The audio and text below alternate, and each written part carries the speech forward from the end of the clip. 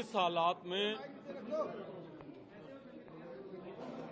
मैंने जो है प्रदेश कांग्रेस कमेटी के अध्यक्ष पद से इस्तीफा दिया था।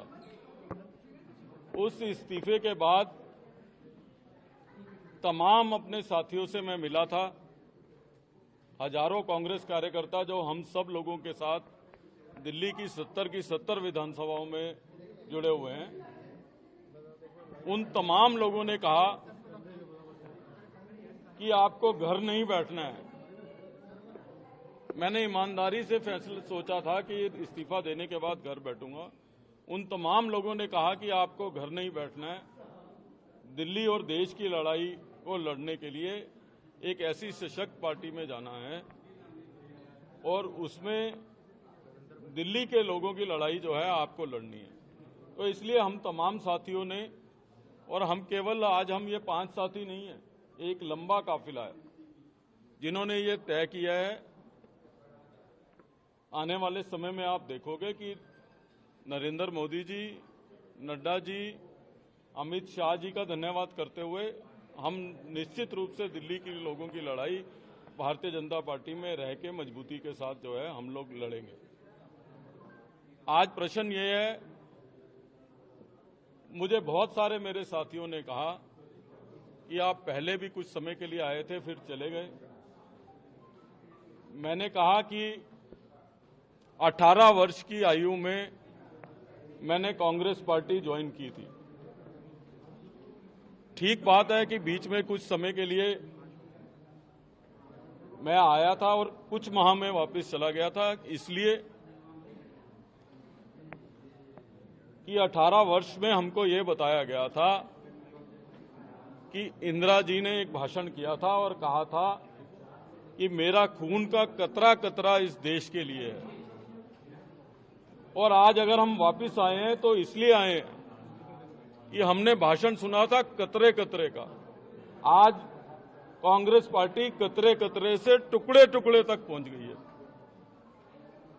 इसलिए जो है हम लोगों ने फैसला किया कि देश के लिए कोई पार्टी अगर लड़ रही है तो हमको घर बैठने की बजाय उस पार्टी में अपना योगदान देना चाहिए, उस सशक्त नेतृत्व को मजबूत करना चाहिए।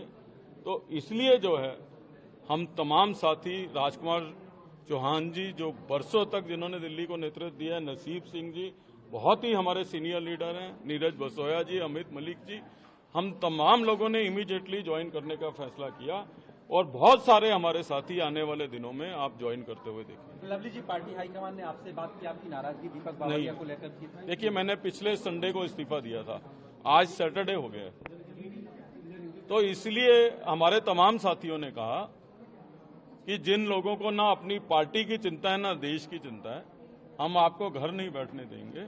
और मैं धन्यवाद करना चाहता हूं प्रधानमंत्री जी का, राष्ट्रीय अध्यक्ष जी का, देश के गृह मंत्री जी का कि जिन्होंने मुझे अवसर दिया है। मेरे दोस्तों को, मेरे भाइयों को, मेरे बड़े भाई हैं सब, राजकुमार जी हैं, नसीब जी मेरे भाई हैं, नीरज बसोया, अमित मलिक छोटे भाई हैं, हम सब लोगों को अवसर दिया है कि हम जो है अपना अपना योगदान दे सकें। लवली जी, आपने टुकड़े टुकड़े की बात की, तो क्या नाराजगी कन्हैया के नॉमिनेशन की वजह से और बहुत सारे कारण हैं।